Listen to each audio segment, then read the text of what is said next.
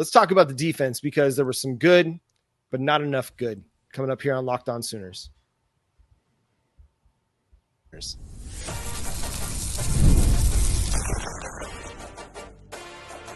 You are Locked On Sooners, your daily podcast on the Oklahoma Sooners. Part of the Locked On Podcast Network, your team every day.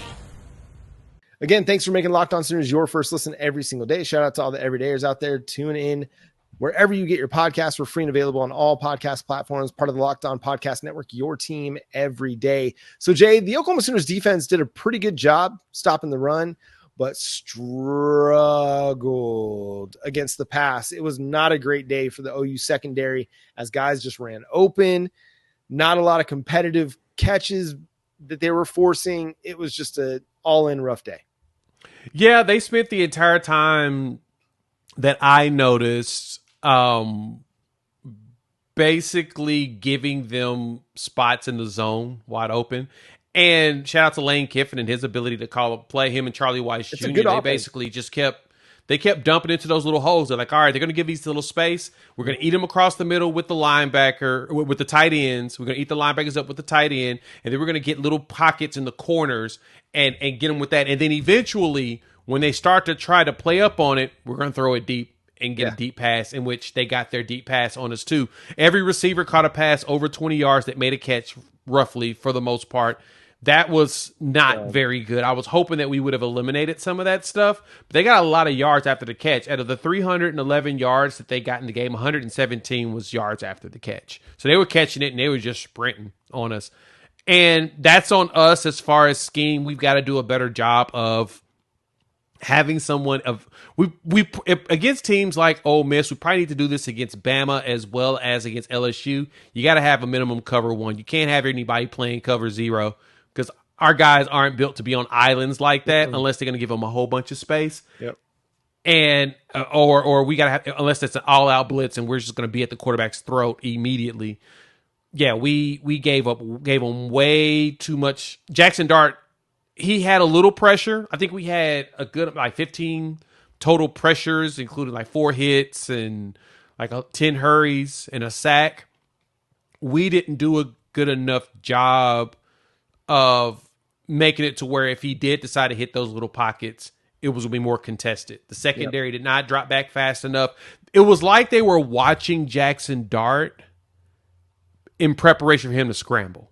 Yeah, that's what it felt like. It's like the way they were backpedaling. I remember watching the play that the catch that was over Des Malone. I forgot the receiver that got it, but Malone was watching the receiver, but also watching Dart. He kept just moving back and forth, and then Des would start. He backpedaled, but he backpedaled too late, and Dart just threw the perfect dart, no pun intended, right in that corner route. Mm-hmm. The receiver caught it and just sprinted up the sideline.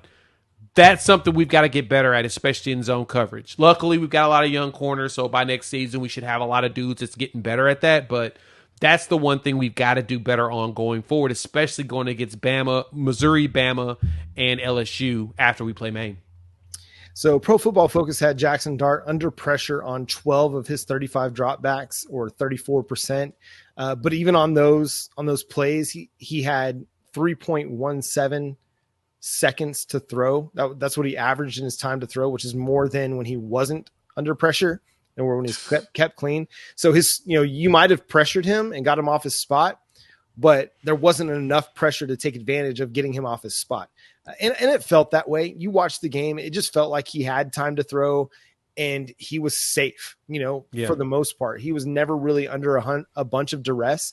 I mean, even that Caden Woolard sack that he got credited with, Jaxson Dart, again, evaded pressure, found space, and was able to make a play on the run. It just so happened that his knee was down.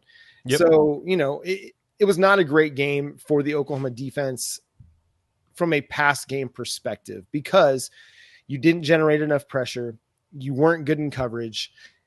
And against a good offense like Ole Miss is, and against a good quarterback like Jaxson Dart is, if you can't generate pressure and you're leaving guys running wide open, he's going to beat you. He's going to burn you. So just an overall, just not a great day. Still, you held him to 26 points. You got some big stops on fourth down that kept points off the board. You were able to, take advantage of some mistakes by the Ole Miss offense. But also Jaxson Dart wasn't necessarily on point either. He had a few misses that I'm sure he would like to have back that could have gone for big plays as well. So, it's one of those that when Oklahoma's offense isn't as good as it needs to be, Oklahoma's defense really can't afford this kind of a game. At the same time, again, they still only allowed 26 points against a really good offense. Yeah, I think the thing that matters the most is that we only allowed 26 points, and it was basically third quarter was last time they scored most of the points in the third. So yeah, we did a good job of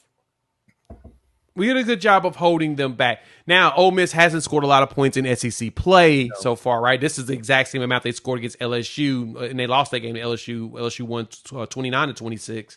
So they haven't been scoring very much ever since they got into conference play, and we kept that going. At least we weren't the doormat that was going to allow them to get to 40 points, something that they haven't done since non-con. So that makes me feel a lot better, but the defense, it feels like now we're starting to get worn down. We're getting to that part of the year. The main game should be able to help because we should be able to play a lot more younger players. Yep. But we're starting to see the waning of the defense. And then we've got three big ones. You got the Missouri game on the road. You got a bye week, thank goodness. Then Bama, then LSU to wrap the season up. So hopefully we can try to, if we can go 2 for 2, I mean, that's bowl eligible. That's the most important. Get those extra practices in. Right, exactly. Before we get out of here, tell me a player who stood out the most to you in this game. Honestly, the one that jumped out the most to me was Javonte Barnes. Being able to run the ball and catch it. He was the hardest working dude out there besides some of the offensive, probably Troy Everett on the offensive lines. I know Troy Everett was working his butt off against a combination of Walter Nolan and Princely and I think it was Perkins. Like they had them linemen going everywhere, but Javonte Barnes was the dude. Just the fact that he caught 5 catches and he had 16 carries in this game? Yeah 16 for 70 yards. Yeah, that to me was huge. And you can tell he runs hard, and that's all that matters. Yeah, man, he's playing really, really good ball right now. I'm going to go with Ethan Downs. I know, he's one of those dudes that kind of flies under the radar because he's not generating a ton of sacks. I mean, I think he's at 3 sacks on the season. Yep. But he comes up with just big, solid plays every single time he's out on the field. It was a 4th down play. I want to say that Ole Miss tried to run a little backside reverse, and dude, he sniffed it out perfectly. They highlighted it on the broadcast, and I'm really glad they did because Ethan Downs is just one of those glue guys that every team needs to have that just does his job and does it really, really well. Even if he's not putting up big sack totals and big tackle for loss totals, he's always in the right spot at the right time, and he was on that play. And so just to credit, I was talking to my wife as we were watching the game and just highlighting, because she's like, man, that could have gone really bad. I was like, it could have gone, but if not for Ethan Downs being where he's supposed to be, creating contain. He's like, oh, he should have got him. I was like, yeah, but he didn't. It's okay. But he did his job and he made sure that the guy got back inside and everybody else was there to clean it up. That's team defense right there. And that's what you got to have. Sometimes you're going to have great statistical performances, but what you got to have is good, solid team defense across the board. And Ethan Downs he portrays that to a T. I don't know if he's going to get drafted, but I think some defensive coordinator is going to look at his film and be like, I can do something with this guy. Yep. He can be at the very least a rotational defensive end. You know who he kind of reminds me of is Dorrance Armstrong. He played for Kansas, went to the Dallas Cowboys. Again, another guy that didn't create a bunch of sack stuff with the Dallas Cowboys, but always did his job really, really well. And was always in the right spot. And so I think somebody's going to look at Ethan Downs' film over the last 4 years and be like, that dude just knows how to play football, and he plays it in a smart way. But that's going to do it for today's episode of Locked On Sooners. Thanks so much for tuning in and being a part of the show. Let us know who stood out to you in the YouTube comments. Was there a player that you thought stood out in a positive way and a negative way? Who's got to be better moving forward? Who needs more reps? Who needs more snaps as we get ready for Maine? Do that there. Go follow us on Twitter, Facebook, Instagram, TikTok, at Locked On Sooners. Follow Jay at Unfair Sports, myself at John 9 Williams. Go check out his channel at Unfair Sports, and go check out my work over at SoonersWire.com as well. But until next time, he's Jay Smith. I'm John Williams. Boomer Sooner.